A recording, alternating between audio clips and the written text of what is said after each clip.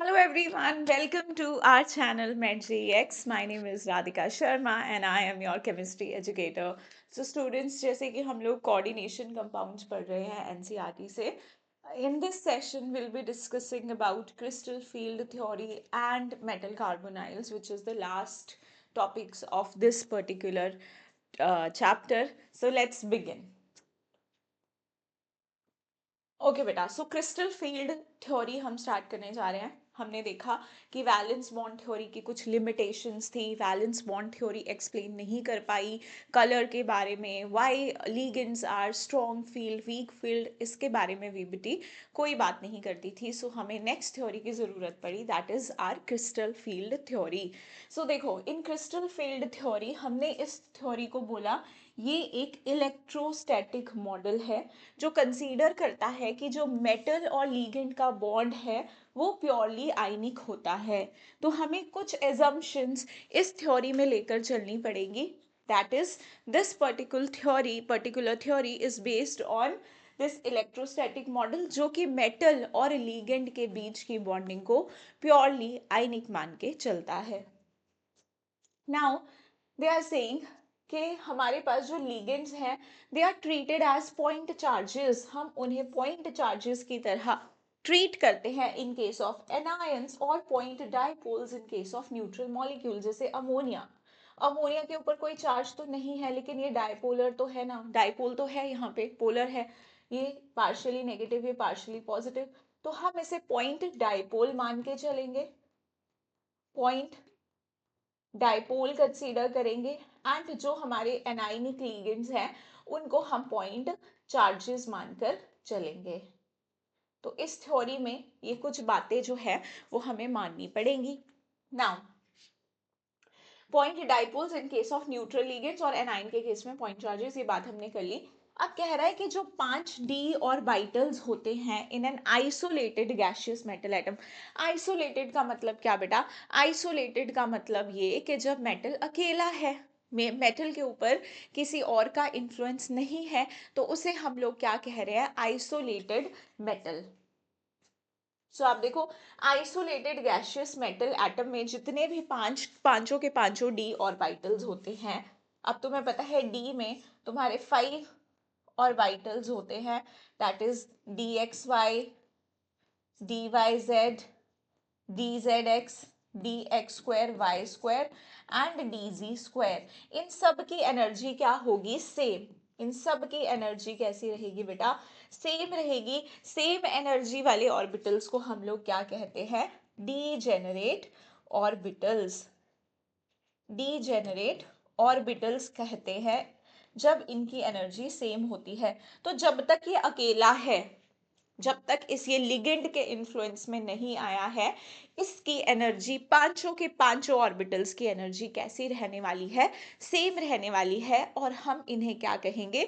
Degenerate orbitals. तो यहां तक हमें बातें क्लियर हो गई। नाउ कह रहा है कि this degeneracy is maintained if spherically symmetrical field of negative charge around the metal ion. अगर इनको सिमेट्रिकली पांचों ऑर्बिटल पे कोई लिगेंड मान लो अप्रोच करता भी है, सिमेट्रिकली अप्रोच करता है, तो भी डीजेनरेसी लॉस्ट नहीं होती है, ये बात ये कह रहा है। However when this negative field is due to ligands, either anions or negative ends of dipolar molecules like NH3H2 in complex, it become asymmetrical and degeneracy of the d orbital is lifted. It results in splitting of d orbitals. The pattern of splitting depends upon the nature of crystal field. Let us explain this splitting in different crystal fields. अब मैं आपको ये explain करती हूँ, जो भी ये lines यहाँ पर लिखी हैं, let me explain. तो देखो बेटा, ये क्या कहने की कोशिश कर रहा है हमसे? ये कह रहा है कि आपके पास जो 5 मेटल के ऑर्बिटल्स हैं वो कैसे हैं? डीजेनरेट है। उनकी एनर्जी क्या है? सेम है। उनकी एनर्जी क्या है? सेम है, सारे के सारे डी ऑर्बिटल्स की। अब कह रहा है जैसे ही लिगेंड इन्हें अप्रोच करता है, मान लो लिगेंड अभी दूर है, ठीक है, दूर से लिगेंड आ रहा है, तो अब दूर से आ रहा है, सबके लिए बराबर, सबको दिख रहा है कि हाँ जी लिगेंड आ रहा है आ रहा है। अब जब वो बिल्कुल पास आएगा तब समझ में आएगा ना कि वो कौन सी ऑर्बिटल के ज्यादा नजदीक है, कौन सी ऑर्बिटल, क्योंकि D x Y D Y Z D Z X, अगर आपको याद हो कि आपके पास ये जो 5 ऑर्बिटल्स होते हैं ये कुछ इस तरह के होता है। ये तुम्हारा क्या है, D x Y, this is your D x Y, this is your D Y Z, इसे मैंने y बोल दिया, इसे z बोल दिया, डी एक्स वाई होगी, डी वाई जेड होगी, डी जेड एक्स बोल लेते हैं, डी एक्स जेड बोल लेते हैं। एक होगी तुम्हारी डी एक्स जेड, ये होगी तुम्हारी डी एक्स जेड। ये 5 ऑर्बिटल में तुम देख रहे हो कि लोब्स जो है इन ऑर्बिटल्स के, ये कहाँ है, एक्सिस के ये बीच में है, इन एक्स और वाई के बीच में ये लोब्स प्रेजेंट है। तो इन तीनों को हम क्या बोलेंगे, ये ऐसी ऑर्बिटल्स हैं जो इन बिटवीन दी एक्सिस है। अब दो orbital D x square Y square, ये तुम्हारी D x square Y square है, ये कैसी है, एक्सिस पे है। एक तुम्हारी होती है डी जी स्क्वायर, ठीक है जी, this is your d z square. तो ये दोनों ऑर्बिटल्स बेटा तुम्हारे कैसे हैं, ये हैं तुम्हारे ऑन द एक्सिस। तो शुरू में जब लीगेंड दूर होगा बेटा तब तो इन सब पे इनको लगेगा लीगेंड हमारी तरफ आ रहा है आ रहा है, इन सब की एनर्जी क्या हो जाएगी, इंक्रीज हो जाएगी। तो मैं इसको थोड़ा सा नीचे बना दूं, इस ऑर्बिटल को मैं थोड़ा सा नीचे ड्रॉ कर देती हूँ।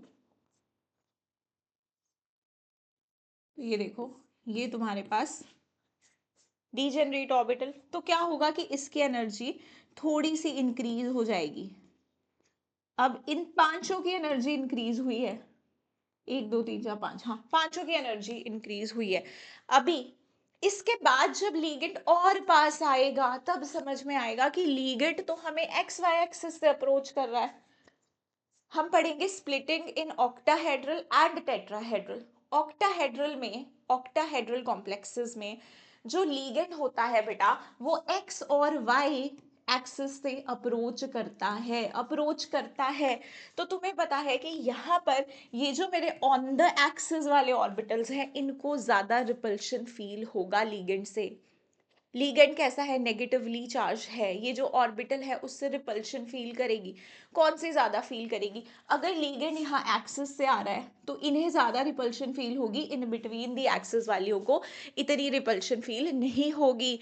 तो अगर आपको ज्यादा रिपल्शन फील हो रही है तो आपकी एनर्जी जो है वो इंक्रीज हो जाएगी। तो अगर इनमें से 3 ऐसे ऑर्बिटल है जिन्हें कम एनर्जी फील हो रही है, 2 ऐसे ऑर्बिटल है जिनमें ज्यादा रिपल्शन हो रही है, सो दैट मीन्स इनके डीजेनरेसी लूज हो जाएगी। जैसे मेटल और क्लोज आएगा डीजेनरेसी इनकी लूज हो जाएगी। और एक ऑर्बिटल की एनर्जी, ये जो दो तुम्हारे ये जो दो तुम्हारे ऑर्बिटल्स हैं जो कि ऑन द एक्सिस है, इनको हम कहते हैं ईजी और इन्हें हम कहते हैं T2G। जी क्यों लगाया है वो भी मैं आपको बताऊंगी। सेंटर ऑफ सिमेट्री के लिए हम जी लगाते हैं, जिरेड का सिंबल, जो कि हम टेट्राहेड्रल में नहीं लगाते, ऑक्टाहेड्रल में लगाते हैं, बिकॉज इनके पास सेंटर ऑफ सिमेट्री होती है, जस्ट टू शो कि ऑक्टाहेड्रल फील्ड में यहाँ पर सेंटर ऑफ सिमेट्री होती है, तो हम इस जी को लगाते हैं। तो T2G तुम्हारे पास, T2G की एनर्जी कम हो जाएगी, Eg की एनर्जी बढ़। अब इन 5 ऑर्बिटल की डीजेनरेसी लूज हो गई, पहले ये सेम एनर्जी पे थे, अब इनकी एनर्जी डिफरेंट हो गई है। So when ligand approaches the metal the degeneracy of the orbitals is lost. ठीक है जी। अब हम इसको फिर से एनसीईआरटी देखो डायग्रामेटिकली भी बताएगा हमें बातें। हाँ जी, तो ये सारी स्टोरी इन्होंने पहले एक्सप्लेन कर रखी है जो मैंने आपको अभी अभी बताई कि इन ऑक्टाहेड्रल, पहले ये स्प्लिटिंग की बात करता है ऑक्टाहेड्रल में, ऑक्टाहेड्रल में ये स्प्लिटिंग की बात करता है। तो देखो क्या कहता है कि coordination in octahedral entity, in octahedral coordination entity with 6 ligand surrounding metal. आपको पता है ऑक्टाहेड्रल में 6 लिगेंड सराउंड करते हैं मेटल को, 6 लिगेंड सराउंड करते हैं। तो there will be a repulsion between electrons in metal D orbitals and the electrons of ligand. तो जब लिगेंड इस मेटल को अप्रोच कर रहा होगा तो इसके डी इलेक्ट्रॉन्स में और मेटल के इलेक्ट्रॉन्स में बेटा जी क्या हो जाएगी, रिपल्शन हो जाएगी। तो कह रहा है such a repulsion is more when metal d orbital is directed towards the ligand. अब इस मेटल को जो लीगेंड अप्रोच कर रहा है, ये कहाँ से कर रहा है, मैंने बोला एक्सिस से। ठीक है जी, तो कह रहा है D orbital is directed towards the ligand when it is away from the ligand. Such a repulsion is मोर, जब डी ऑर्बिटल जो होगा वो लिगेंड को अप्रोच करेगा और दूर होगा तो कम होगी। 10 D x square Y square and D G square, ये कैसे थे, हमारे ऑन द एक्सिस वाले थे। Orbitals point towards the axis along the direction of ligand. यहाँ तुम्हारे D ji square and D x square Y square ligand की direction में ही है, तो उन्हें ज्यादा रिपल्शन फील हो रहा है। ठीक है, ये बातें इसने यहाँ पर बोली। फिर इसने बोला कि direction of the ligand will experience more repulsion and will be raised in energy, and the dxy dyz dxz orbitals which are directed between the axis will be lowered in energy, उनकी energy low हो जाएगी to the average energy in spherical crystal field. Thus, degeneracy of d orbitals has been removed due to ligand electron metal electron repulsions in the octahedral complex to yield 3 orbitals of lower energy T2g। T2g वाले तुम्हारे कौन से आ गए, dxy dyz dzx, और eg वाले तुम्हारे कौन से आ गए, dx square Y square and your dz square. तो इनकी एनर्जी लो, इनकी एनर्जी ज्यादा। अब ये देखो, पूरा तुम्हें डायग्रामेटिकली एक्सप्लेन किया है बहुत अच्छे से, मैं तुमको बताती हूँ, इस डायग्राम को एक्सप्लेन करती हूँ। यहाँ पर ये जो मेटल के 5 ऑर्बिटल्स तुम्हें दिख रहे हैं जो हमने इस तरह से बनाए हैं, ये तुम्हारे डीजेनरेट ऑर्बिटल्स हैं। इन 5 ऑर्बिटल्स की एनर्जी कैसी है बेटा, सेम है। That is your D x Y D X Z D Y Z D x square Y square, ये 5 ऑर्बिटल की एनर्जी यहाँ पे बराबर है। अब क्या होता है कि जैसे ही तुम्हारे मेटल को लीगेंड अप्रोच करने आता है, इस मेटल को लीगेंड अप्रोच करने आता है, अभी ये मेटल जब दूर होता है तो ये नहीं पता कि एग्जैक्टली कौन सी डायरेक्शन से आ रहा है, बट आ रहा है, मेटल को रिपल्शन फील होने लग जाता है। लेकिन 5 ऑर्बिटल्स को इक्वल रिपल्शन फील होता है, तो इनकी एनर्जी क्या हो जाती है बेटा जी, इंक्रीज हो जाती है, पांचों की एनर्जी इंक्रीज हो जाती है। अब यहाँ पे ये एवरेज एनर्जी हो गई, ये यहाँ पे ये जो सेंटर बनाया तुम्हारा बेरी सेंटर, ये सब मेटल्स की पांचों ऑर्बिटल्स की क्या है, ये एवरेज एनर्जी है, जिसको बेरी सेंटर कहा गया है।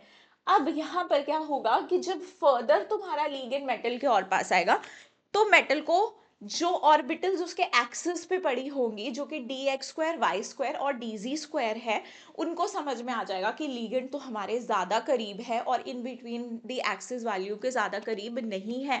तो जो ऑन द एक्सिस ऑर्बिटल्स होगी उन्हें ज्यादा रिपल्शन फील होगी, तो उनकी एनर्जी ज्यादा बढ़ जाएगी। तो ये जो ईजी सेट वाली है, इनकी एनर्जी डिक्रीज हो जाती है, और जो टी टू जी जो एक्सिस वाली है, उनकी एनर्जी तुम्हारी कम हो जाती है। बेसिकली तुम्हारी क्या है, जो पहले एनर्जी थी, लीगेंड जब आइसोलेटेड था मेटल तब तो एनर्जी कम थी, लीगेंड आया तो बढ़ी है, T2G की भी बढ़ी रही है।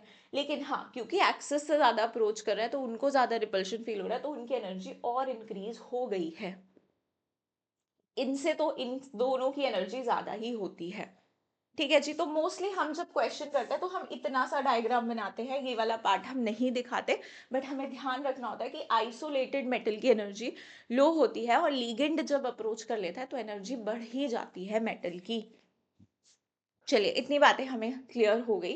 तो अब कह रहा है कि जो एनर्जी बढ़ती है ईजी ऑर्बिटल्स की, वो 3/5 डेल्टा नॉट से बढ़ती है, और तुम्हारी जो T2G ऑर्बिटल्स की एनर्जी है वो 2/5 से कम होती है। इसको आप 0.4 भी लिखते हो डेल्टा नॉट, और इसे आप 0.6 डेल्टा नॉट भी लिखते हो। और ये तुम्हारा क्या है, डेल्टा नॉट, ये तुम्हारी बेटा क्रिस्टल फील्ड स्प्लिटिंग है। ये डेल्टा नॉट हमें यहाँ पे क्या बता रही है, क्रिस्टल फील्ड स्प्लिटिंग बता रही है। ये लीगेंड की वजह से कि तुम्हारे ये जो ऑर्बिटल्स है इनमें कितनी स्प्लिटिंग हुई है, अब हर एक लीगेंड जो होता है उसकी नेचर अलग होती है, उसके नेचर पे स्प्लिटिंग डिपेंड करता है कि वो कितनी स्प्लिटिंग करवाएगा। और भी फैक्टर्स होते हैं कि मेटल पे जो चार्ज है उस पे भी डिपेंड करता है कि कितनी स्प्लिटिंग इनमें होने वाली है। तो ये सारी चीज़ें हम यहाँ पे कंसिडरेशन में लेते हैं। ये जो गैप होता है crystal field splitting gap, it depends on various factors के मेटल तुम्हारा 3D का है, 4D का है, 5D का है, कौन सी सीरीज का मेटल है, ये सारी बातें भी हम यहाँ पर ध्यान में रखते हैं। ठीक है जी, तो हमें समझ में आ गई यहाँ तक की बातें। ये मैंने आपको बता दिया क्रिस्टल फील्ड स्प्लिटिंग को डेल्टा नॉट से हम लोग क्या करते हैं, रिप्रेजेंट करते हैं। Now the crystal field splitting delta naught depends upon the field produced by the ligand, जो मैंने आपको बोला ligand पे डिपेंड करता है, and charge on the metal ion के चार्ज पे भी डिपेंड करता है।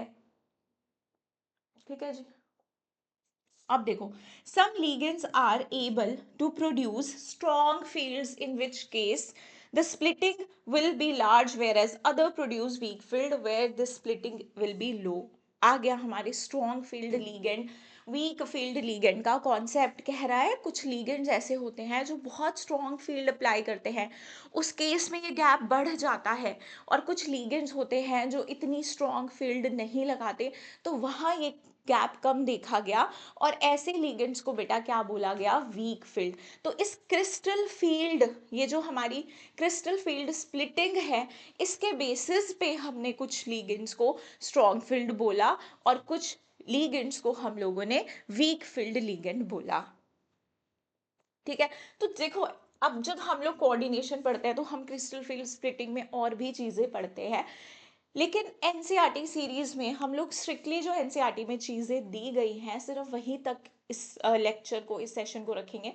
जो एक्स्ट्रा बातें मैंने तुमको और बताई हैं वो मेरे कोऑर्डिनेशन वाले वन शॉट में भी है, लेकिन बेटा मैं सबसे एक्सपेक्ट करती हूँ कि जितना एटलीस्ट एनसीईआरटी में है वो उतना हर बच्चे को आना चाहिए, उतना हर बच्चे को आना चाहिए, क्योंकि चाहे तुम बोर्ड के लिए अभी प्रिपेयर कर रहे हो, चाहे नीट के लिए प्रिपेयर कर रहे हो, तो तुम्हें पता है एनसीईआरटी तो हमारी मस्ट है। तो ये आप सोच लो कि एनसीईआरटी में जितना कोऑर्डिनेशन कंपाउंड्स दिया है वो हर बच्चे को बहुत अच्छे से आना चाहिए। Is that clear? अब यहाँ पे देखो, in general ligands can be arranged in a series in the order of increasing field strength. आपने इसको इंक्रीजिंग फील्ड स्ट्रेंथ में लगा दिया, तो यहाँ पर देख सकते हो तुम, ये Cn negative, CO negative, they are strong field ligands, they come in the category of strong field ligands. यहाँ पे तुम्हारी, ये देखो, ये increasing order of crystal field splitting में लिखे गए हैं, तो तुम्हारे हेलोजन्स जो हो गए, हेलाइड्स जो हो गए, वो कैसे होते हैं, वीक फील्ड लिगेंड्स होते हैं। तो जो भी तुम्हारे ऑक्सीजन डोनर, हेलाइड डोनर वाले लिगेंड्स होते हैं वो जनरली वीक फील्ड लिगेंड्स होते हैं, एंड तुम्हारे कार्बन डोनर वाले जो लिगेंड्स होते हैं वो स्ट्रॉन्ग फील्ड लिगेंड्स होते हैं। तो इतनी बातें हमें समझ में आ गई, और इसे, ये जो सीरीज हमने यहाँ पे लिखी है in increasing order of the crystal field splitting, इसे हम स्पेक्ट्रोकेमिकल सीरीज कहते हैं। तो कई बार बोर्ड में एक सवाल आ जाता है, भाई स्पेक्ट्रोकेमिकल सीरीज क्या होती है। आपको स्पेक्ट्रोकेमिकल सीरीज पता होनी चाहिए कि हमने क्रिस्टल फील्ड स्प्लिटिंग के बेसिस पे ही लिगेंड्स को एक इंक्रीजिंग ऑर्डर में रखा है, that is a spectrochemical series. And we should also remember, हमें ये याद होनी चाहिए, अब इसमें भी तुम लोग निमोनिक्स बनाते हो, but my point is that कि हम पूरी ही इनऑर्गेनिक में हर चीज़ के निमोनिक्स बना लेंगे, तो कई बार हमें याद ही नहीं रहेंगे, निमोनिक्स याद करना हमारे लिए एक अलग टास्क हो जाता है। तो बहुत ऐसी जगह पे निमोनिक्स बनाओ जहाँ पे बहुत ज़्यादा नीड है, और बाकी चीज़ों को कुछ नॉर्मली भी रिटेन रखने की बेटा कोशिश किया करो। तो ये स्पेक्ट्रोकेमिकल मुझे किसी निमोनिक से लर्न नहीं है, मुझे वैसे ही ये लर्न है। सो मैंने इसका कोई निमोनिक नहीं बनाया। आप लोग निमोनिक से लर्न करना चाहते हो, you can do it, but I will suggest कि आप इसको एज इट इज लर्न करो, हर बच्चे को ये लर्न होनी चाहिए, it is very very important. अब बात करते हैं आगे। Let us assign electrons in the d orbitals of metal ion in octahedral coordination entities. Obviously the single d electron occupies one of the lower energy T2G orbitals in D2 and D3 coordination entities. The d electrons occupy T2G orbital singly in accordance with Hund's rule. D4 ions two possible pattern. तो देखो ये जो भी चीजें लिखी है हम यहाँ पे समझते हैं ये क्या कह रहा है। देखो कह रहा है कि आपके पास ये रहा डीजेनरेट d ऑर्बिटल, राइट, ये आपका ऐसे टूट रहा है Eg में,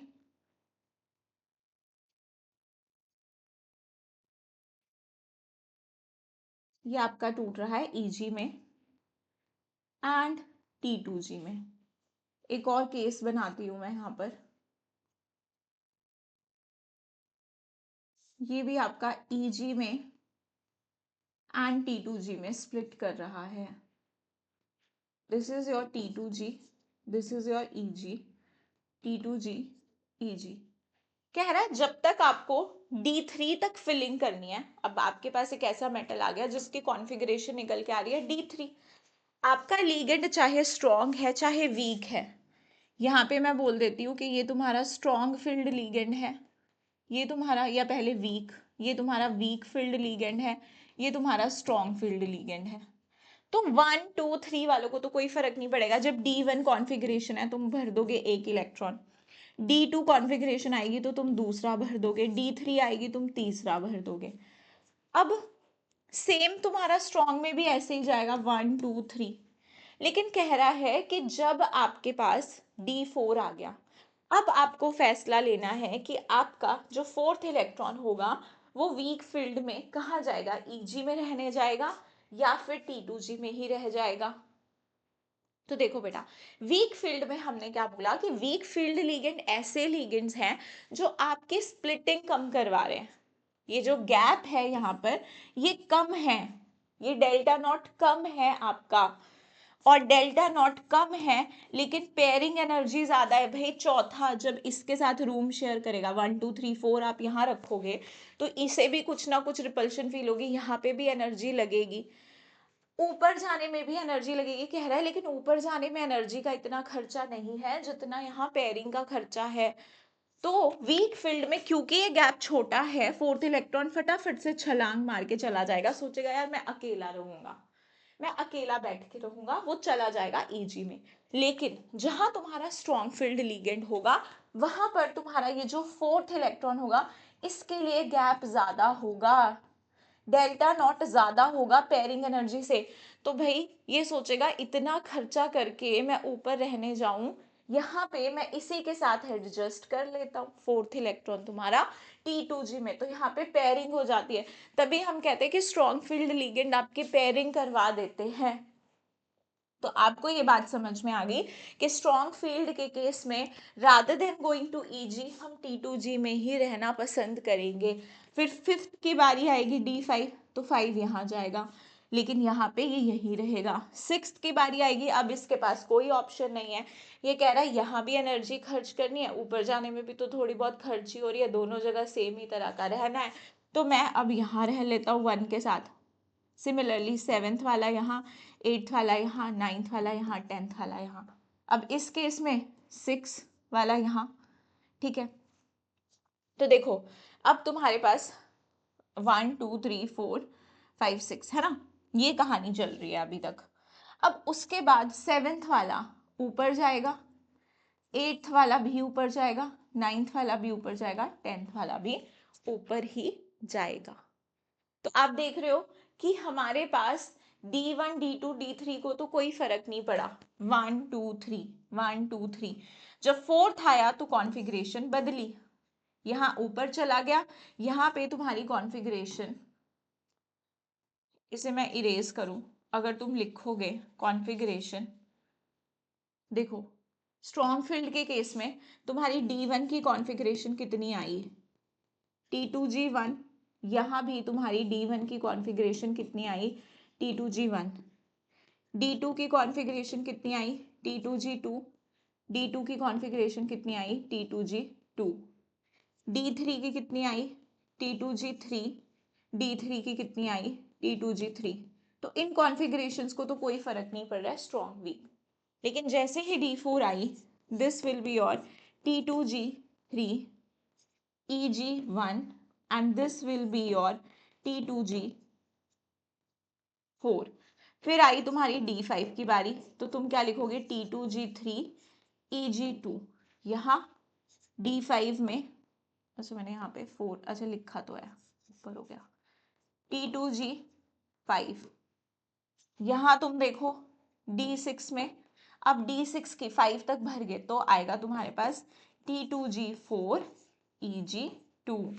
यहाँ तुम्हारा D6 क्या आ जाएगा, सॉरी मैंने क्या कर दिया यहाँ पे, हाँ T2G5 ही किया ना, T2G6, हाँ 6 तक आराम से रह सकता है क्योंकि 3 ऑर्बिटल है। उसके बाद D7 आया, D7 आ गया तुम्हारा T2G5 Eg2, और यहाँ तुम्हारा D7 क्या आ जाएगा, T2G6 Eg7। तो क्या आप देख रहे हो कि ऐसे तुम्हारी जो होगी D10 तो दोनों में ही सेम रहेगी, राइट, D9 सेम रहेगी। तो आप ये देख लो कि इस तरह से आपको कॉन्फ़िगरेशंस मेटल के लिए लिखने आनी चाहिए। ध्यान रहे लिगेंड स्ट्रॉन्ग है, वीक है, कहाँ पेयरिंग करवानी है, कहाँ हमें पेयरिंग नहीं करवानी है। तो यही चीज़ ये एक्सप्लेन करता है। It could avoid paying the price of pairing energy by occupying the Eg level। Pairing energy भी लग रही है, कह रहा है वो Eg में चला जाएगा जहां वीक फील्ड लिगेंड है। Which of these possibility occurs depends upon relative magnitude of crystal field splitting delta naught and the pairing energy P। जहां पे गैप ज्यादा है वहां पे पेयरिंग करना पसंद करेगा, जहां गैप कम है वहां पे पेयरिंग करना नहीं पसंद करेगा, राइट। नेक्स्ट, अब ये दो पॉइंट्स जो मैंने आपको ऑलरेडी समझा दिए, these are important points. If delta naught is less than pairing, the fourth electron enters Eg orbital, giving the configuration T2G3 Eg1। Ligands for which pairing is more than delta naught are known as weak filled ligands and form high spin complexes। ठीक है जी, high spin complexes कैसे, क्योंकि यार pairing नहीं कर रहे हैं तो स्पिन ज्यादा ही आएगी ना, अनपेयर्ड इलेक्ट्रॉन जितने ज्यादा होंगे उतनी ज्यादा स्पिन आएगी, तो हाई स्पिन कॉम्प्लेक्सेस बनाएंगे। अब यहाँ पे तुम्हारा delta not is greater than pairing, so pairing will occur ना, डेल्टा नॉट इतना गैप छलांग कौन मारेगा, पेयरिंग कर लेगा। becomes more energetically favorable for the fourth electron to occupy T2G orbital with configuration T2G4 Eg0। Ligands which produce this effect are known as strong field ligand and form low spin complexes। क्योंकि pairing करवा दी, spin decrease हो गई तुम्हारी, तो वैसे ही तुम्हारी spin magnetic moment की value कम आएगी, तो स्पिन कॉम्प्लेक्सेस ये बनाएंगे। Calculation show that D4 and D7 coordination entities are more stable for strong field as compared to weak field cases। D4 वाली जो होती हैं coordination entities, D4 तुम्हारा क्या है, T2G4 in case of strong field and in case of तुम्हारा weak field this is T2G3 Eg1। तो कह रहा है इस केस में हमने देखा गया कि ज्यादा स्टेबल जो होती हैं तुम्हारी वो स्ट्रॉन्ग फील्ड वाली एंटिटीज होती हैं। अब आ जाओ क्रिस्टल फील्ड स्प्लिटिंग इन टेट्राहेड्रल कोऑर्डिनेशन कॉम्प्लेक्सेस। ऑक्टाहेड्रल में तुम्हें समझ में आ गया। अब जैसे ऑक्टाहेड्रल है उससे ऑपोजिट टेट्राहेड्रल में स्प्लिटिंग होती है। तो टेट्राहेड्रल में क्या होगा कि तुम्हारे मेटल को 4 लिगेंड सराउंड करेंगे। टेट्राहेड्रल शेप तो मैंने गलत बना दी, है ना। टेट्राहेड्रल में तुम्हें पता है 4 लीगेंड तुम्हारे मेटल को सराउंड करेंगे, ऑक्टाहेड्रल में 6 लीगेंड्स सराउंड कर रहे थे। अब यहाँ क्या होता है ना कि जब तुम्हारे लीगेंड्स मेटल को अप्रोच करते हैं तो इस बार वो ऑन द एक्सिस वाली मेटल की ऑर्बिटल्स की तरफ से नहीं आते। एग्जैक्टली बोलूं तो बिल्कुल इन बिटवीन द एक्सिस वाली लिगेंड की तरफ से भी नहीं आते हैं, बट या they are more close to in between the axis. तो इस बार जो in between the axis orbitals होंगी उन्हें ज्यादा रिपल्शन फील होगा, राइट। तो आप देखो यहाँ पर जो आपका डी है, सॉरी डी है, अब इस बार इसको ज्यादा रिपल्शन फील होगा, इसमें T2G वालियों को ज्यादा रिपल्शन फील होगा T2G ऑर्बिटल्स को, क्योंकि लिगेंड अब उनकी तरफ से ज्यादा अप्रोच कर रहा है। तो तुम्हारा T2, लेकिन अब तुम इसे क्या T2G लिखोगे, नहीं T2 लिखोगे और नीचे इसे E लिखोगे। यहां मैंने G क्यों ऐड नहीं किया, बिकॉज इस टेट्राहेड्रल कॉम्प्लेक्स में कोई भी सेंटर ऑफ सिमेट्री नहीं होता है। सेंटर ऑफ सिमेट्री बेटा जी क्या होता है, तो मान लो एक सर्कल है, तुम इस सर्कल में यहाँ खड़े हो और सामने भी अगर तुम देखते हो बिल्कुल सामने, तो तुम्हें तुम ही दिखते हो। यहाँ तुम्हारा दोस्त खड़ा है और वो अपने आप को सामने देख रहा है, तो उसको वो, मतलब सेंटर पॉइंट से अगर कोई इधर जाता है उसको तब भी तुम्हारा दोस्त मिलेगा, इधर जाता है तब भी तुम्हारा दोस्त मिलेगा।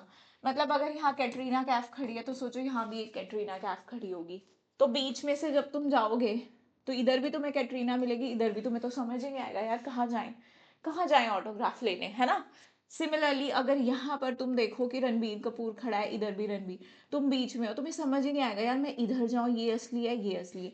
तो एक सिमेट्री है। लेकिन यहाँ तुम देखो, ये जो टेट्राहेड्रल है, इधर लीगेंड है, इसके सामने, ये तुम्हें लग रहा है सामने है, लेकिन एंगल कैसा होता है, 109 डिग्री का एंगल होता है ना, 180 का नहीं होता है। तो इसके सामने कोई लीगेंड नहीं है, इसके सामने कोई लीगेंड नहीं है, कोई सेंटर ऑफ सिमेट्री नहीं है। बट ऑक्टाहेड्रल में तुम देखते, ये एंगल्स कैसे हैं, 180 डिग्री, इसके सामने भी ये, इसके सामने भी ये, इसके सामने भी, तो यहाँ एक सेंटर ऑफ सिमेट्री होती है ऑक्टाहेड्रल में। तो हम जी सेंटर ऑफ सिमेट्री को शो करने के लिए लगाते हैं जी रेड, और यहाँ पर हम लोग जी नहीं लगाते, बिकॉज यहाँ पर क्या होता है, तुम्हारा सेंटर ऑफ सिमेट्री एब्सेंट होती है। तो ध्यान रहे, यहाँ पे तुम ई लिखोगे और T2 लिखोगे। अब जब यहाँ पे भी सिमिलरली लीगेंड अप्रोच करेंगे, एनर्जी बढ़ेगी, इसे बैरी सेंटर बोला जाएगा। इस बार Eg की एनर्जी कम होगी, ई की एनर्जी कम होगी, T2 की एनर्जी ज्यादा होगी। कितने से कम होगी, वही -0.6 डेल्टा नॉट से, और ये प्लस तुम्हारी 0.4 डेल्टा नॉट से बढ़ेगी। और ये डेल्टा टी इस बार क्या है तुम्हारा, डेल्टा ओ लिख दिया मैंने यहाँ पे, डेल्टा टी होगा। और ये डेल्टा टी क्या है तुम्हारा, क्रिस्टल फील्ड स्प्लिटिंग इन टेट्राहेड्रल फील्ड। ठीक है। अब यहाँ पे एक बहुत इंपॉर्टेंट रिजल्ट है एनसीईआरटी में, प्लीज इसको अपनी अपनी एनसीईआरटी में मार्क कर लो, कि जो स्प्लिटिंग होती है टेट्राहेड्रल में, that is 4/9 of delta not. मतलब टेट्राहेड्रल में डेल्टा नॉट के कंपैरिजन में कम स्प्लिटिंग होती है, क्योंकि वहां पे 6 लीगेंड है यार, यहाँ पर तुम्हारे क्या है, 4 लीगेंड है, तुम्हारे 4 लीगेंड है बेसिकली, 2/3 ऑफ 6, 3 2 6, 2 2 4 है ना, 4 लीगेंड है, तो 6 का 2/3, तो 2/3 लीगेंड है वो 6 के। तो इसीलिए यहाँ पर स्प्लिटिंग कम होती है, कितनी कम होती है, delta T is equal to 4/9 delta naught, इतनी कम स्प्लिटिंग होती है। तो अगर कम स्प्लिटिंग होती है तो यहाँ पे स्ट्रॉन्ग वीक वाला कोई बात ही नहीं है, सारे ही लिगेंड्स तुम्हारे वीक फील्ड बिहेव करेंगे, सब पेयरिंग करवाएंगे। यहाँ पे तुम्हें सोचने की जरूरत ही नहीं है कौन स्ट्रॉन्ग है कौन वीक है, सारे ही तुम्हारे कैसे बिहेव करेंगे, वीक फील्ड लिगेंड की तरह, क्योंकि जब गैप ही कम है तो वो पेयरिंग करने के बजाय सीधे ऊपर जाएगा। ठीक है, तो टेट्राहेड्रल में ये ध्यान रखोगे तुम लोग।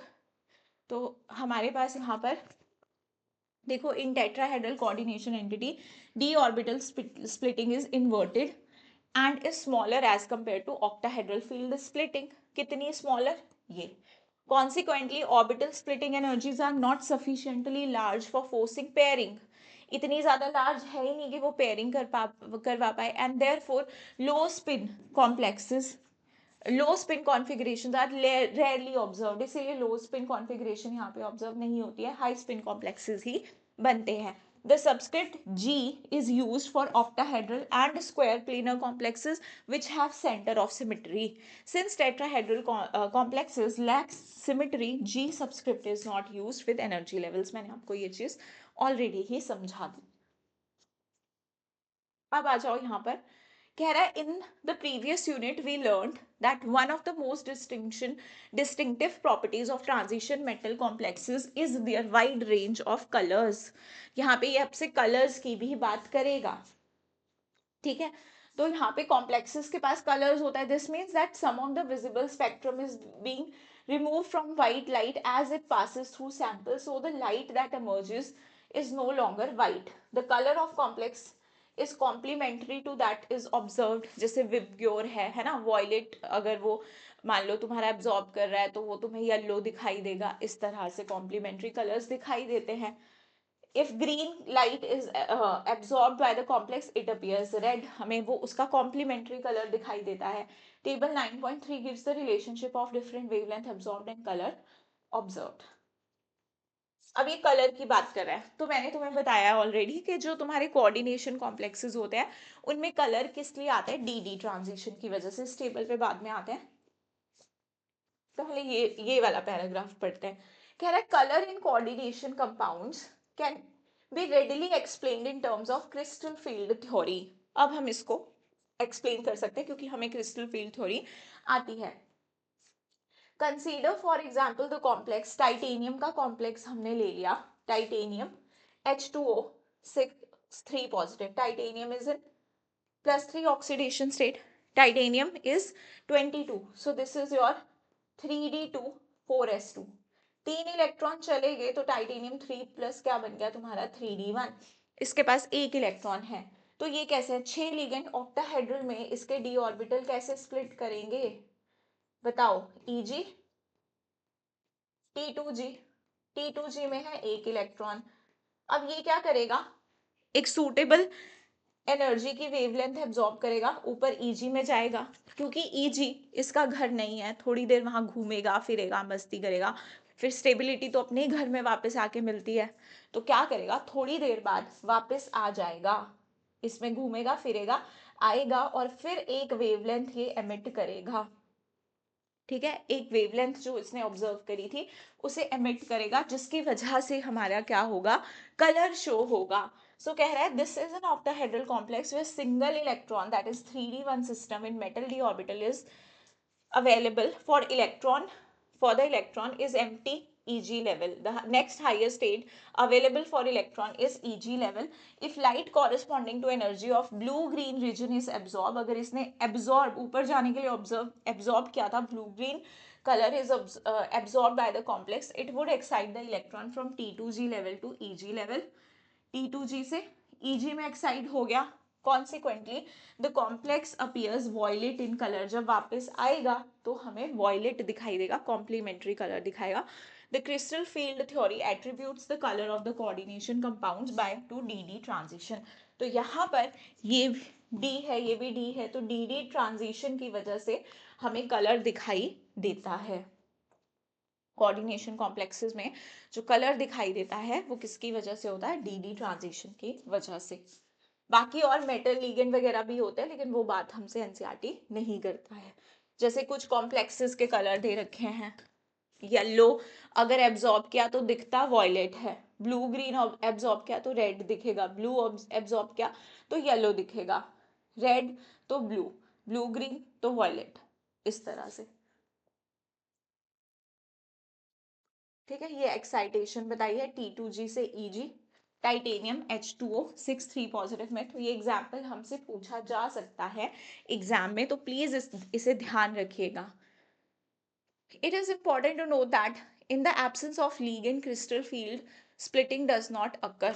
अगर ligand नहीं होगा तो crystal field splitting भी नहीं होगी, right? And hence the substance is colorless. तो substance में color भी नहीं आएगा.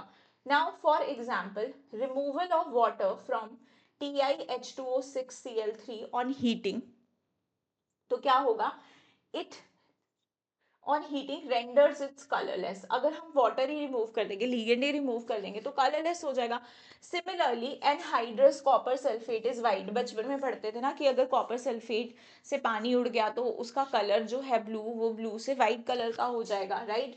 तो हमारे पास उसका रीजन अब समझोगे, क्योंकि इसके पास ये जो वाटर है दिस इज अ लीगेंड, तो लीगेंड की प्रेजेंस में ही स्प्लिटिंग होगी, तभी डी ट्रांजिशन हो पाएगा, तभी ये हमको कलर दे पाएगा। So copper sulfate 5H2O is blue in color. The influence of ligand on color of complex may be illustrated by considering nickel H2O6 2 positive complex which forms when nickel 2 chloride is dissolved in water. देखो nickel 2 chloride को जब पानी में dissolve करेंगे तब उसमें colour आएगा, पहले कलर नहीं होता है। किस कलर का बनेगा, वो ग्रीन कलर का। If molar ratios of ethylene diamine to nickel is 1:1, 2:1, 3:1, the following series of reactions and their associated color changes occur. कह रहा है अगर तुम ग्रीन कलर के इस कंपाउंड को which is a complex of water and निकल, इसमें इसे रिप्लेस कर दोगे इथिलीन डायमीन से। अब ये बाइडेंटेट लिगेंड है और ये मोनोडेंटेट है, तो अगर एक बाइडेंटेट आएगा दो मोनोडेंटेट जाएंगे, तो H2O4 एक EN गया तो दो, एक EN आया तो दो H2 हो गए, तो कलर ग्रीन से पेल ब्लू हो गया। फिर एक और EN आया तो दो वाटर मॉलिक्यूल और गए, कलर ब्लू पर्पल हो गया। एक EN और आया तो फिर दो वाटर मॉलिक्यूल गए, कलर वॉयलेट हो गया। तो तुम देख रहे हो लिगेंड्स के आने की वजह से किस किस तरह के कलर चेंजेस हो रहे हैं। तो this is basically ligand which is responsible for the colour, क्योंकि तभी तुम्हारी डीजेनरेसी लूज हो रही है, डी ट्रांजिशन हो पा रही है एंड कलर जो है कॉम्प्लेक्स में आ पा रहा है। ये कलर्स शो करे हैं वही जो हमने देखे। अब ये पैराग्राफ भी इंपॉर्टेंट है, यहां से भी क्वेश्चन आता है, ट्रस्ट मी, इधर से भी क्वेश्चन आया है। ये रूबी और एमरल्ड के जो कलर्स तुमको बताए हैं इनको भी एक बार पढ़ लेते हैं। The colour produced by electronic transition with in the D orbitals of a transition metal ion occur frequently in everyday life. Ruby is aluminium oxide. Ruby क्या होता है? This is aluminium oxide containing 0.5 to 1% Cr3 positive ions. इसमें chromium के भी ions है और chromium 3 positive की configuration है D3। तो डी ट्रांजिशन पॉसिबल है which are randomly distributed in positions normally occupied by Al3 positive. Randomly chromium जो है वो डिस्ट्रीब्यूटेड होगा यहाँ पर इसमें रूबी में।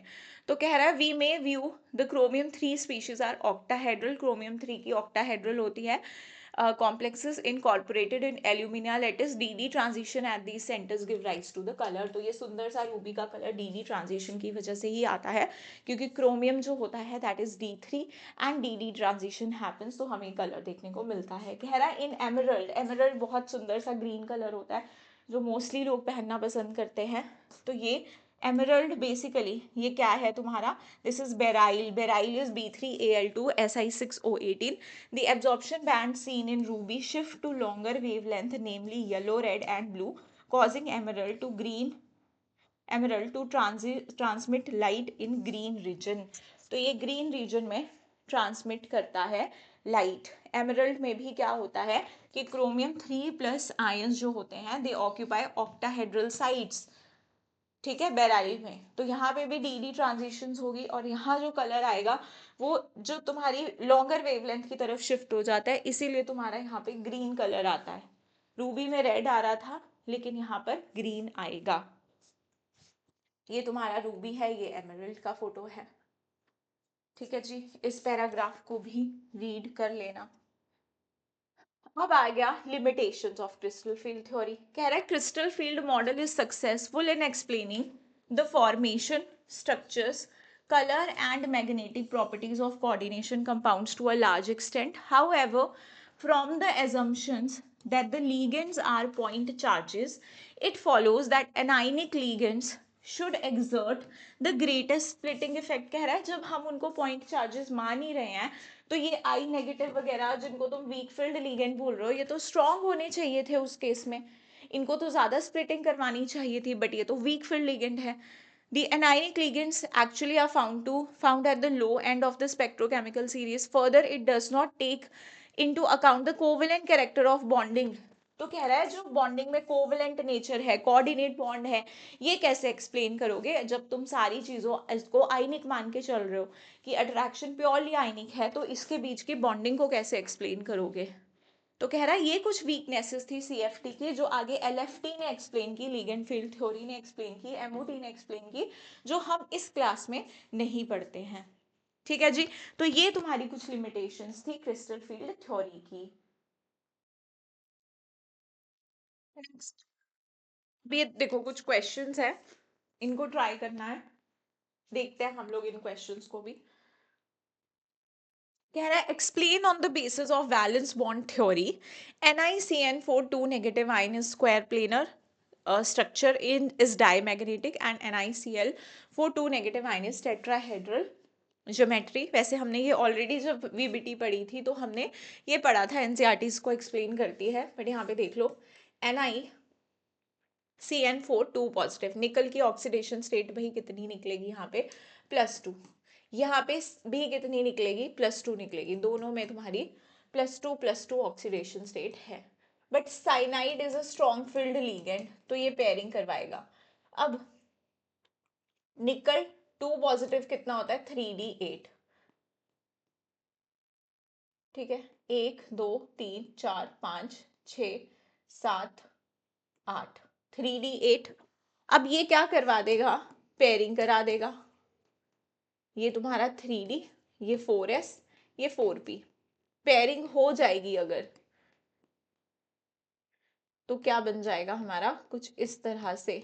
एक डी खाली हो गया, एक डी खाली हो गया, तो यहाँ पर जो तुम्हारा NiCN4 है, ये कैसा बन जाएगा तुम्हारा, स्क्वायर प्लेनर। ये डी, ये एस और ये पी के दो, DsP2, square planar.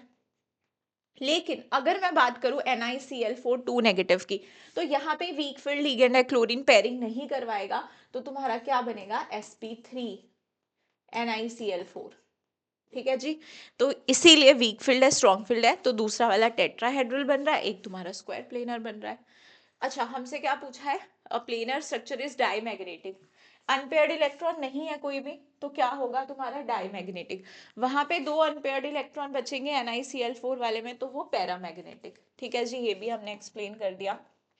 NiCl4 2 negative is paramagnetic, अभी अभी हम ये चीज देख के आए, वाइल NiCO4 इज डायमैग्नेटिक, दो बोथ आर टेट्राहेड्रल। अब ये दोनों, अब इसमें मैंने तुमको बताया था कि ये स्पेशल केस मैंने तुम्हें बताया था, एनसीईआरटी में दिया नहीं था, बट मैंने तुम्हें बताया था। निकल कैसा है यहाँ पे, जीरो ऑक्सीडेशन स्टेट, तो क्या है, 3D8 4s2। कार्बोनाइल कैसा है तुम्हारा, स्ट्रॉन्ग फील्ड लीगेंड है, स्ट्रॉन्ग फील्ड लिगेंड, 1 2 3 4 5 6 7 8, और ये 4s, 3D है ये, 3D8 4s2। अब ये स्ट्रॉन्ग फील्ड लिगेंड है अगर कार्बोनाइल, तो ये पेयरिंग करवाएगा,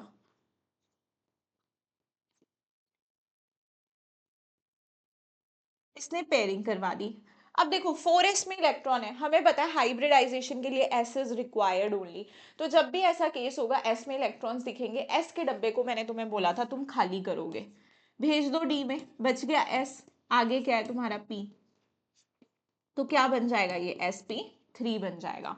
बट ये डायमैग्नेटिक है क्योंकि यहाँ पे सारे पेयर्ड इलेक्ट्रॉन्स है।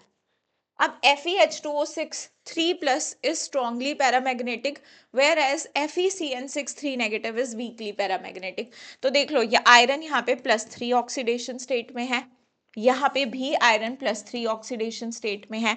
ये तुम्हारा स्ट्रॉन्ग फील्ड लिगेंड है साइनाइड, और वाटर तुम्हारा वीक फील्ड है। तो आयरन 3+ क्या होता है, आयरन इज 26, तो 26 क्या होगा, 3D6 4s2, 4s में से 2 इलेक्ट्रॉन गए, डी में से 3D5, तो कॉन्फ़िगरेशन तुम्हारी 3D5 आ गई, दोनों की 3D5 आ गई। 3D5 कैसे बनाओगे, 1 2 3 4 5, उसका भी ऐसे बनेगा, लेकिन क्योंकि यहाँ पर तुम्हारा स्ट्रॉन्ग फील्ड लिगेंड है, तो पेयरिंग करवा देगा। 1 2 3 4 5, एक ही अनपेयर्ड इलेक्ट्रॉन बचेगा, जबकि यहाँ 5 5 अनपेयर्ड इलेक्ट्रॉन है, तो ज्यादा यहाँ पे पैरामैग्नेटिज्म शो होगा, स्ट्रॉन्गली पैरामैग्नेटिक होगा। अब कह रहा है explain cobalt NH3 6 3 positive is an inner orbital complex, but NiNH3 6 2+ is an outer orbital. तो ये कोबाल्ट 3+, कोबाल्ट 3+ तुम्हारा क्या होता है, 27, तो 4s2 3D7, 3D6, ये तुम्हारा 3D6 है, और ये तुम्हारा क्या है, यहाँ पे निकल की ऑक्सीडेशन स्टेट वही कितनी होगी, अमोनिया, ये न्यूट्रल है, तो ये +2, तो ये 3D8 होगा। 3D8 हमने अभी अभी बनाया है, ऐसा होगा 3D8। ठीक है जी, तो इसमें तुम देख रहे हो कि दो अनपेयर्ड इलेक्ट्रॉन हैं, 4s के तो चले गए, 3D8 बचा, ऐसा। तो दो अनपेयर्ड इलेक्ट्रॉन यहाँ पर हैं। अगर अनपेयर्ड इलेक्ट्रॉन, यहाँ पर दो अनपेयर्ड इलेक्ट्रॉन है, और तुम्हें बनाना है कॉम्प्लेक्स कैसा, ऑक्टाहेड्रल। एक काम करती हूँ, इसको थोड़ा सा यहाँ से मिटा के बना देती हूँ, इरेजर, हाँ जी, पहले ये वाला बना देती हूँ, निकल,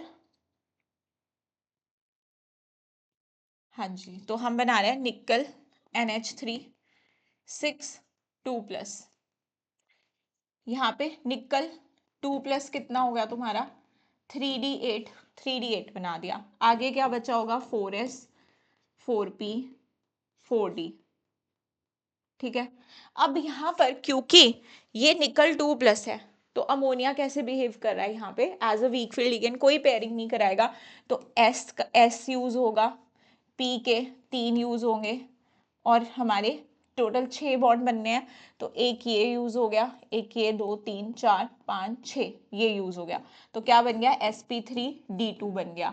बाहर के डी ऑर्बिटल्स यूज हुए हैं, बाहर के डी ऑर्बिटल्स यूज हुए हैं, अंदर वाले डी ऑर्बिटल हम यूज नहीं कर पाए, बाहर वाले डी ऑर्बिटल यूज किए, तो इसे हम क्या बोलेंगे outer orbital complex, outer orbital complex. जबकि तुम्हारे पास कोबाल्ट कोबाल्ट 3+ में जब होता है तो ये क्या है तुम्हारा 3d6, और कोबाल्ट के साथ अमोनिया स्ट्रॉन्ग फील्ड लीगेंड की तरह बिहेव करेगा, तो पेयरिंग करवा देगा, और अगर पेयरिंग करवा देगा 1 2 3 4 5 6, तो ये 2 डी अवेलेबल हो जाएंगे, तो कॉम्प्लेक्स कैसा बन जाएगा तुम्हारा D2sp3, D2sp3। तो अंदर वाले डी ऑर्बिटल यूज हो गए, तो क्या बोलोगे इसे inner orbital complex, inner orbital complex. अब बोल रहा है predict the number of unpaired electrons square planar में, निकाल लोगे अनपेयर्ड इलेक्ट्रॉन्स यहाँ पे प्लेटिनम, ये Cn, ठीक है, इसमें अनपेयर्ड इलेक्ट्रॉन्स निकाल लोगे तुम। प्लेटिनम की कॉन्फ़िगरेशन बता देती हूँ कैसे लिखोगे तुम लोग, कौन से ग्रुप में आता है ये, नहीं पढ़ोगे पिटोगे, निकल वाली फैमिली में आता है, निकल वाली फैमिली में आता है प्लेटिनम, तो तुम्हें यहाँ पे ऑक्सीडेशन स्टेट निकल जाएगी प्लेटिनम+2, नहीं पढ़ोगे पिटोगे, 5D सीरीज में आ रहा है, तो कॉन्फ़िगरेशन बता देती हूँ तुम्हें प्लेटिनम की हो जाएगी 5D8 4s2, और प्लेटिनम 2+ की हो जाएगी तुम्हारी 5D8, तो यहाँ से तुम अनपेयर्ड इलेक्ट्रॉन निकाल लेना। The hexa-aqua manganese 2 ion contains 5 unpaired electron. Hexa-aqua manganese water कितने हैं 6, और कितनी ऑक्सीडेशन स्टेट है +2 कह रहा है, एंड कह रहा है वाइल मैंगनीज हेक्सासाइनो इस पे भी +2 ऑक्सीडेशन स्टेट है, तो यहाँ पे 4 नेगेटिव चार्ज होगा तुम्हारा, है ना जी, तभी आएगी तुम्हारी ऑक्सीडेशन स्टेट कितनी +2।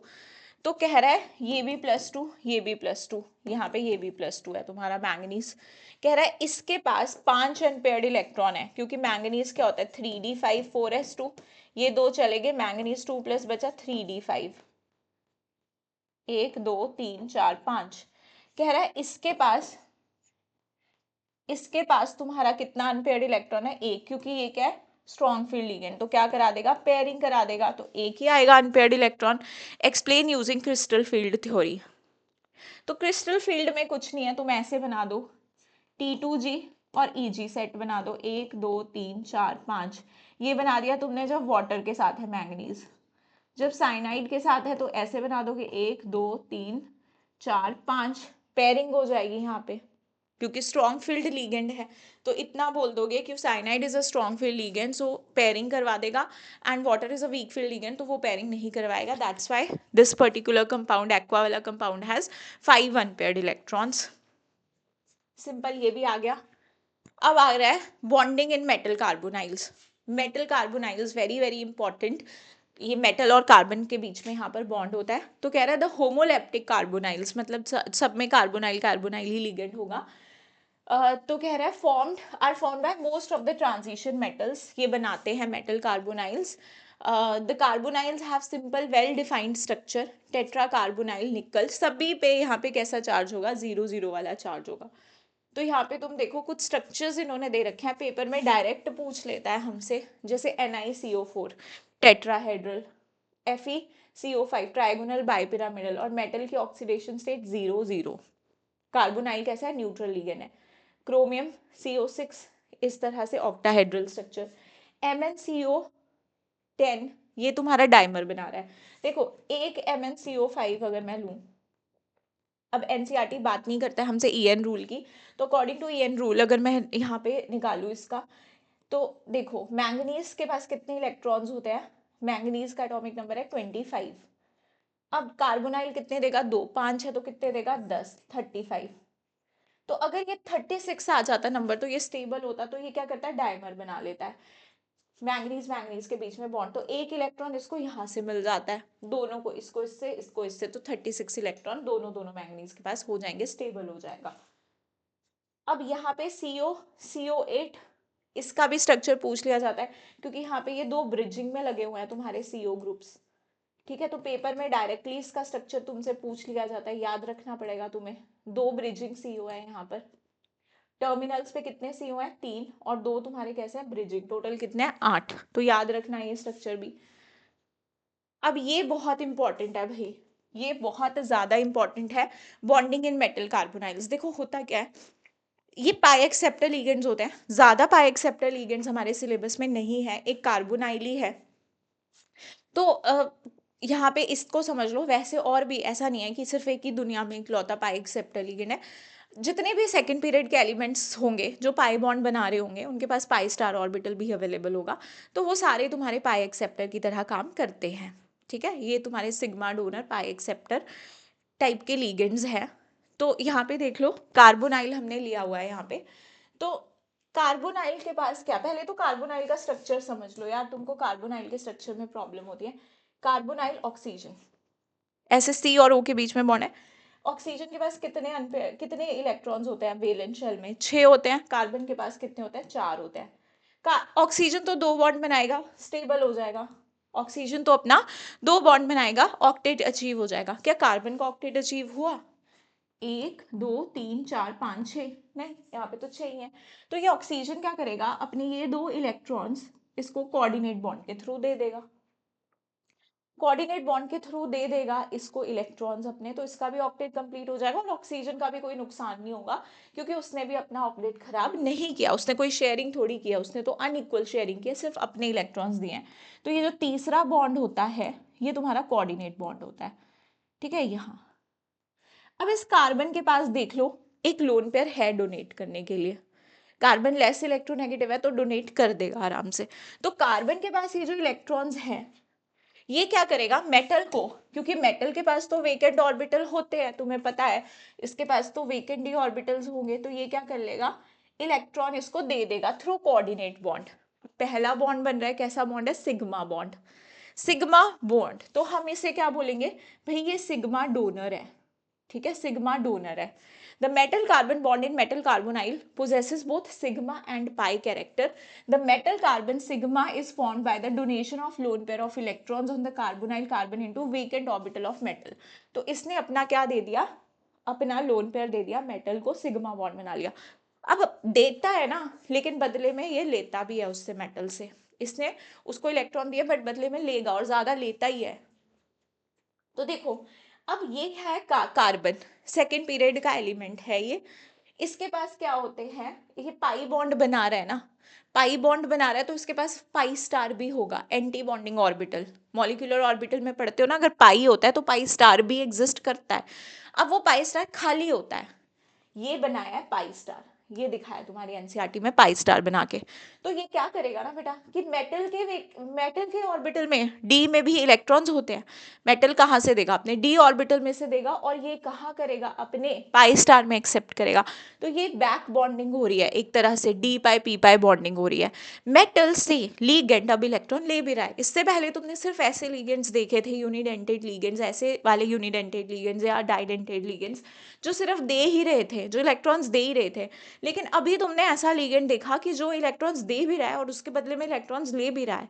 कहाँ ले रहा है, अपने पाई स्टार में ले रहा है। तो ऐसे लिगेंड्स जो पाई बॉन्ड बनाएंगे, जो सेकेंड पीरियड को बिलोंग करेंगे, उनके पास पाई स्टार भी होगा, उनके पास पाई स्टार भी होगा बेटा, और वो अपने पाई स्टार में इलेक्ट्रॉन्स एक्सेप्ट कर सकते हैं। CN भी कर सकता है, या फिर जो एल्कीन्स होते हैं वो भी कर सकते हैं, लेकिन हमें ज़्यादा कार्बोनाइल ही पूछा जाएगा क्योंकि हमारी एनसीईआरटी में मेंशन है। अब इसके अलावा और भी चीज़ें होती है कि जब बॉन्ड बनता है तो बॉन्ड लेंथ पे क्या फ़र्क पड़ता है, ये सब तो, बट एनसीईआरटी हमसे इतना ज़्यादा डिटेल में यहाँ पे डिस्कस नहीं करता है। सिर्फ क्या कहेगा, the metal carbon pi bond is formed by the donation of a pair of electrons from filled d orbital of metal into vacant antibonding 5-star orbital of carbon monoxide. The metal to ligand bonding creates a synergic effect. Which strengthens the bond between CO and the metal. इस type की bonding को क्या बोलते हैं? Synergic bonding, कि दे भी रहा है इलेक्ट्रॉन्स और ले भी रहा है, स्ट्रेंथन भी कर रहा है खुद को, तो ये क्या होगी तुम्हारी सिनर्जिक बॉन्डिंग। तो क्या तुम्हें सिनर्जिक बॉन्डिंग समझ में आ गई? आई होप तुम्हें सिनर्जिक बॉन्डिंग समझ में आई होगी। बोर्ड में भी पूछ लेता है बेटा ये क्वेश्चन, नीट में तो पूछता ही पूछता है, बोर्ड में भी पूछ लेता है। तो इस तरह से प्रॉपर अच्छे से बना के तुम दिखा सकते हो। ठीक है जी, चलो। अब अब यहाँ तक पहुंचते पहुंचते ऐसा हो जाता है कि यार ये क्यों पढ़ना है ना, क्यों ही पढ़े इसको, लेकिन यहाँ से भी क्वेश्चन पूछ लिए जाते हैं, तो एक बार ही रीड मारना जरूरी है। कुछ एप्लीकेशंस है कोऑर्डिनेशन कंपाउंड की जो हमको दे रखी हैं। जैसे coordination compounds are of great importance किस किस में? मेडिसिन में, बायोलॉजिकल सिस्टम में, मेटलर्जी में, प्लांट, एनिमल, मिनरल्स, हर चीज में हमारे पास यार कोऑर्डिनेशन कंपाउंड का रोल होता है। तो coordination compound find use in many qualitative and quantitative chemical analysis में यूज इसका होता ही होता है। बाकी कलर रिएक्शंस जो होते हैं, जो मेटल, इनके जो मेटल आइंस होते हैं लिगेंड के साथ बहुत सारे कॉम्प्लेक्सेस बनाते हैं, कलर भी आता है, तो हम इनको यूज कहाँ पे कर लेते हैं?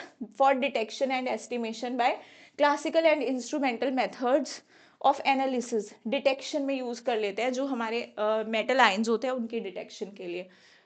तो EDTA के साथ, DMG के साथ, जैसे निकल कॉम्प्लेक्स बनाता है, कलर्ड कंपाउंड बनाता है, तो ये सारे जो लीगेंड्स होते हैं इनके साथ ये कलर्ड कंपाउंड्स भी बनाते हैं। तो हमारे लिए ये भी एक पॉइंट हो गया जो कि इंपॉर्टेंट है, डिटेक्शन में हेल्प कर देगा मेटल आयंस की। फिर कह रहा है हार्डनेस ऑफ वाटर भी एस्टिमेट की जाती है bye simple titration with Na2EDTA। जो वाटर होता है हार्ड वाटर जिसमें कैल्शियम मैग्नीशियम के आयंस होते हैं, वो EDTA के साथ कॉम्प्लेक्स बना लेते हैं। EDTA तुम्हारा कैसा है? चीलेटिंग लिगेंड है ना, hexadentate ligand. The selective estimation of these ions can be done due to the difference in the stability constant of calcium and magnesium complexes। ध्यान रहे तो कि हार्डनेस एस्टिमेशन के काम भी आता है, सिंपल टाइट्रेशन से करते हैं। Some important extraction processes of metals like those of silver and gold make use of complex formation। Gold वगैरह की एक्सट्रैक्शन में भी हम यूज करते हैं क्योंकि हम उसका पहले कॉम्प्लेक्स बनाते हैं। ठीक है, तो यहाँ कॉम्प्लेक्स बन गया, तो यहाँ भी कोऑर्डिनेशन केमिस्ट्री का यूज हो गया। फिर ये कॉम्प्लेक्स बना के गोल्ड को हम सेपरेट करते हैं। प्यूरिफिकेशन ऑफ मेटल्स के लिए यूज करते हैं इसको। ठीक है जी, जैसे इम्प्योर निकल जो है उसको कन्वर्ट किया जाता है पहले उसके कार्बोनाइल कंपाउंड में, NiCO4 में, फिर उसके बाद डिकम्पोज करके हमें प्योर निकल मिलता है। तो ये कुछ हमारे पास एप्लीकेशंस NCERT की है। कोऑर्डिनेशन कंपाउंड्स आगे देखो बायोलॉजिकल सिस्टम में, ये सब बेटा तुमको बहुत अच्छे से पता होता है कि क्लोरोफिल भी कोऑर्डिनेशन कंपाउंड है एक, जिसमें मैग्नीशियम के साथ और लिगेंड्स होते हैं। फिर हेमोग्लोबिन है, आयरन का कोऑर्डिनेशन कंपाउंड है। विटामिन B12 है जिसे साइनोकोबैलुमिन बोलते हैं, उसके अंदर कोबाल्ट होता है। The anti pernicious anaemia factor is a coordination compound of cobalt. Among the other compounds of biological importance with coordinated metal ions are the enzymes। enzymes भी तुम्हारे coordinated compounds होते हैं, जैसे examples दे रखे हैं कार्बोनिक एनहाइड्रेस वगैरह। coordination compounds are used as catalyst for many industrial, अब ये याद रख लो, विल्किंसन कैटलिस्ट, ये इंपॉर्टेंट है। कहाँ यूज करते हैं इसको? हाइड्रोजिनेशन ऑफ एल्कीन्स में यूज करते हैं विल्किंसन कैटलिस्ट को।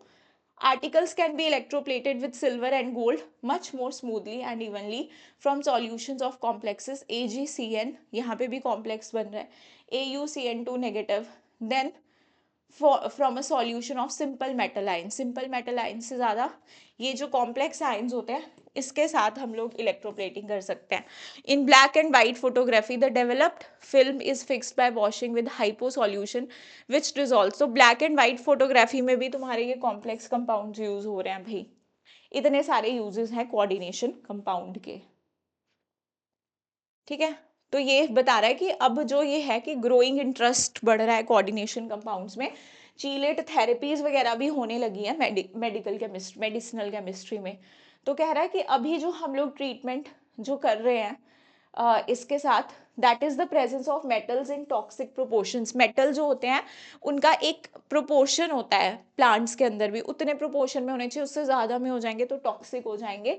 तो हम क्या करते हैं कि जो एक्सेस है, जैसे excess of copper and iron है, उसको हम रिमूव करते हैं बाय चीलेटिंग लीगेंड, क्योंकि वो कॉम्प्लेक्स बना लेंगे by the chelating ligand D penicillamine and desferri ये क्या हो गया? Ferrioxime. B. Via the formation of coordination compounds. EDTA is used in the treatment of lead poisoning में use होता है. तो एक बार देखो इनको read मार लेना. Cisplatin and related compounds. ठीक है, इनका तो यूज है ही है मेडिसिनल केमिस्ट्री में. तो ये सारे तुम्हारे क्या है, ये समरी है. तो हमारा चैप्टर इसी के साथ क्या हो जाता है, खत्म हो जाता है एनसीईआरटी से. जो भी मेन मेन चीज़ें समझने वाली हैं वो मैंने तुम्हें बहुत अच्छे से समझाई है. जो एक ये लास्ट वाला पार्ट होता है उसको एक बार ज़रा रीड मार लेना चाहिए कि हाँ हमारे माइंड में अगर कुछ भी स्टेटमेंट टाइप का क्वेश्चन आ गया तो एक बार हम लोग को पता हो कि हमने कुछ ऐसी ऐसी स्टेटमेंट पढ़ी है, क्योंकि आप रूल आउट भी कर सकते हो ऑप्शंस, ये भी टेक्निक होती है. ठीक है, बट बाकी चैप्टर जो है बहुत अच्छा चैप्टर है, बहुत कॉन्सेप्चुअल है, चीज़ें समझ के करने वाली हैं इस चैप्टर में. बहुत ज़्यादा तुम देखोगे कि रट्टाफिकेशन इसमें नहीं होता है. तो हर बच्चा इसको एनसीईआरटी से तो एटलीस्ट करके ही जाएगा for board as well as for NEET. So thank you so much for watching the session बेटा. Bye bye.